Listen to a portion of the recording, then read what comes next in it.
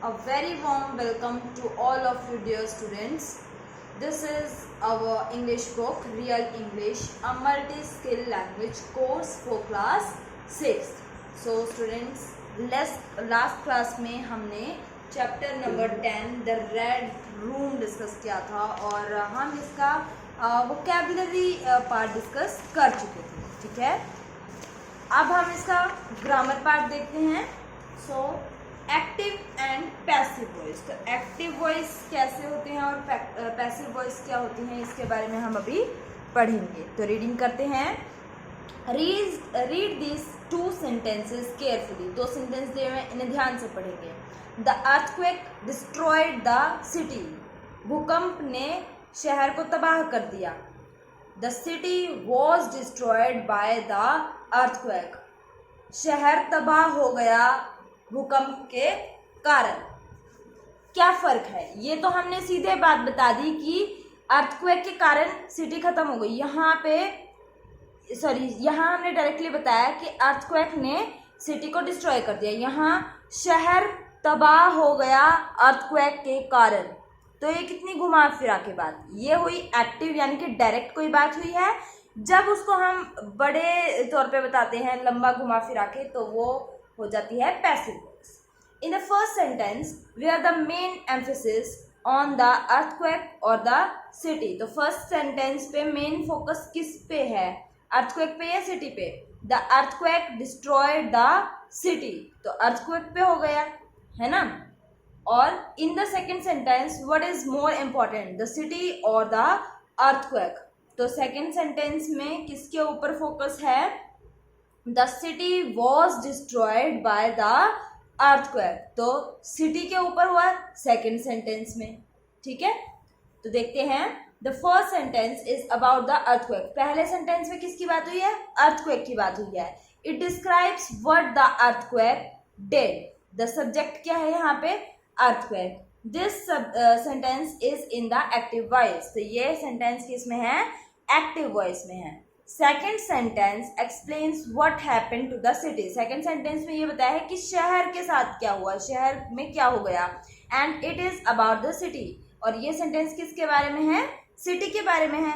It is not that important how it happened और what who caused it. ये इतना important नहीं है कि ये सब कैसे हो गया या किसने कर दिया या क्या उसके किसके कारण हुआ.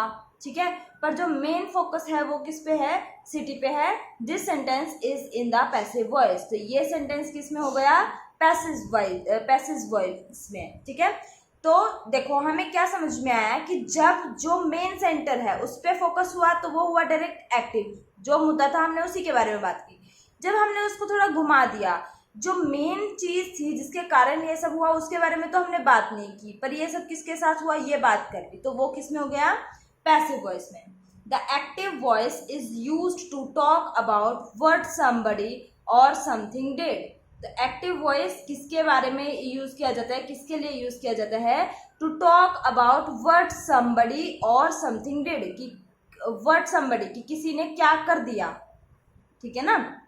और the passive voice is used to talk about what happened to somebody और something और what was done. Passive voice में क्या फोकस होता है कि क्या हुआ, what happened to somebody कि किसी के साथ क्या हुआ.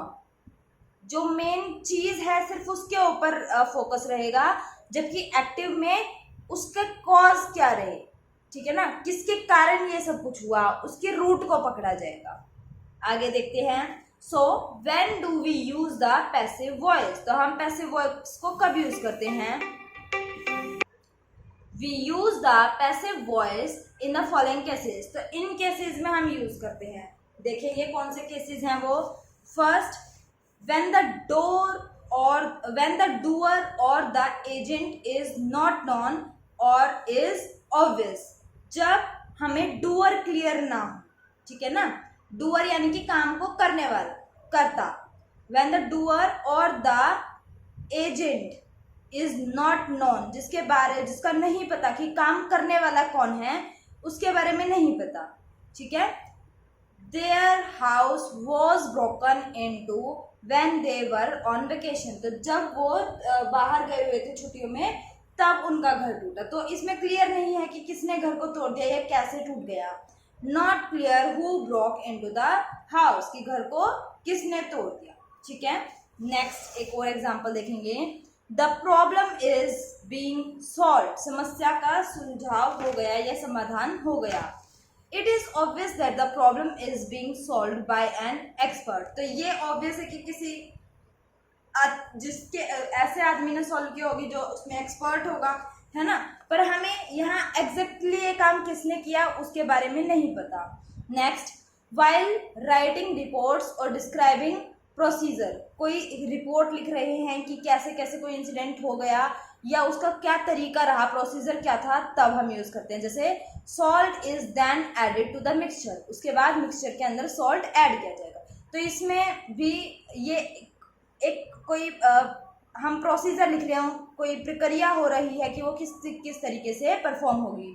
Next, when we need to write formally, जब हमें फॉर्मली लिखना होता है तो हम कैसे करते हैं, you are requested to obey the rules. ठीक है, तो हम पैसिव वॉइस में लिखते हैं। ठीक है, the table below shows passive construction in various tense form, तो अलग अलग टेंस में हम कैसे पैसिव वॉइस यूज करते हैं वो देखते हैं। टेंस, सबसे पहले पास्ट सिंपल, अगर सिंपल पास्ट टेंस में है कोई बात तो हम कैसे यूज करेंगे, form of the verb in the passive, तो वर्ब की कौन सी फॉर्म रहेगी, वॉज वर आएगा plus past participle of the verb, past participle का यूज किया जाएगा। ठीक है, जैसे she was called off duty, we were given gift hampers. Next, past continuous tense की अगर बात हो रही है तो वॉज वर यूज होगा, बीइंग यूज होगा, यहाँ पे क्या यूज होगा, बीइंग, और past participle of the verb, verb की पास्ट पार्टिसिपल फॉर्म यूज हो जाएगी। Ram was being chased by a dog. इसी तरीके से जब प्रेजेंट सिंपल की बात हो रही है तो be plus past participle of verb, तो देखेंगे vultures are rarely seen in the cities. Next, present continuous की बात होगी तो कैसे यूज होगा, be plus being plus past participle of the verb, the house is being sold to the new owner. ठीक है, नेक्स्ट, फ्यूचर सिंपल में इसको कैसे यूज करेंगे, विल और बी गोइंग टू, ये यूज करते हैं, plus be plus past participle of the verb, तो क्या हो जाएगा, Sham will be introduced on the first day. तो ये हुए कुछ इसके एग्जाम्पल। अब देखते हैं करना कैसे है हमें। Write whether the following sentences are in the active और पैसिव वॉइस, तो हमें ये देखना है कि नीचे जो सेंटेंसेस गिवन हैं ये पैसिव हैं या एक्टिव हैं। तो फर्स्ट सेंटेंस से देखते हैं, the first floor is being cleaned by the staff. First floor को किसने, स्टाफ ने साफ कर दिया, पर ये डायरेक्ट बात नहीं है ना, क्योंकि फर्स्ट फ्लोर की बात करी, ये इस पे ध्यान नहीं दिया कि काम किसने किया है, तो ये क्या हो जाएगा, पैसिव वॉइस हो जाएगी। नेक्स्ट, आई मेट मिस्टर सुंदर यस्टरडे, डायरेक्ट बात बताई है कि मैं मिस्टर सुंदर से कल मिला था, तो ये हो जाएगी active voice. Next, the curtains are being hung by the maid, तो मेड ने काम किया पर मेड के ऊपर फोकस बिल्कुल नहीं आया, तो ये कैसा हो गया, पैसिव वॉइस हो गया। Next, Gyan is going to serve us food, तो ये डायरेक्ट ज्ञान ने कोई काम किया है, तो ये हो गया active voice. Next, we will be invited to the party tonight, तो इसमें पार्टी पे मेन फोकस है पर उसको फोकस दिया ही नहीं, तो ये हो जाएगा पैसिव सेंटेंस। नेक्स्ट देखते हैं, Rahul will be given a prize for his wonderful performance in gymnastics, तो रोल को प्राइज दिया जाएगा क्योंकि उसकी जिम्नास्टिक में बहुत शानदार परफॉर्मेंस थी, तो जिम्नास्टिक के ऊपर फोकस बिल्कुल भी नहीं दिया जिसके अंदर उसकी अच्छी परफॉर्मेंस थी, है ना, तो ये हो जाएगा passive sentence. Next, Carla open the can of cat food. तो यहाँ पे डायरेक्ट काम हुआ है, करला ने ही किया है, तो ये हो गया active voice. Next, many people throw garbage on the street. तो ये भी मेन फोकस पीपल पे ही है, तो ये भी हो गया active voice. Then the demon was killed by a brave king. तो यहाँ पे किंग को फोकस नहीं मिला, जबकि काम तो किंग ने किया है, तो ये हो गया passive voice. Next, the letter was being typed by William. जिसने काम किया उसको सबसे लास्ट में लिखा हुआ है, जबकि काम का फोकस किस पे आना चाहिए था, विलियम पे। तो ये भी सेंटेंस कैसा हो गया, पैसिव वॉइस में होगा। क्लियर है? आगे देखते हैं। अच्छा, हमें यहाँ क्या करना है, insert the correct verb form to complete the passive form of the given sentences. हमें यहाँ पे करेक्ट फॉर्म लगानी है वर्ब की और इनको सेंटेंसेस को कंप्लीट करना है। They will screen a new movie in the auditorium tomorrow. तो क्या आ जाएगा, a new movie will be screen, past tense हो जाएगा ना। A new movie will be screen, SCREENED, screen in the auditorium tomorrow. Next, the wind uprooted the trees. तो क्या हो जाएगा, the trees were, past tense हो जाएगा और प्लूरल है तो इसीलिए वर आ जाएगा। The trees were uprooted, UPROOTED, the trees were uprooted by the wind. Next, Mitali introduced the new manager to everyone. तो क्या हो जाएगा इसका, the new manager was introduced, INTRODUCED, introduced to everyone by Mitali. Next, Tarun brings us milk every morning. तो milk is brought, bring का क्या हो जाएगा past, brought, milk is brought, BROUGHT, brought to us every morning by Tarun. Next, the workers are cleaning up the stadium. तो क्या हो जाएगा इसका, the stadium is being, BEING, being cleaned, CLEANED, cleaned up by the workers.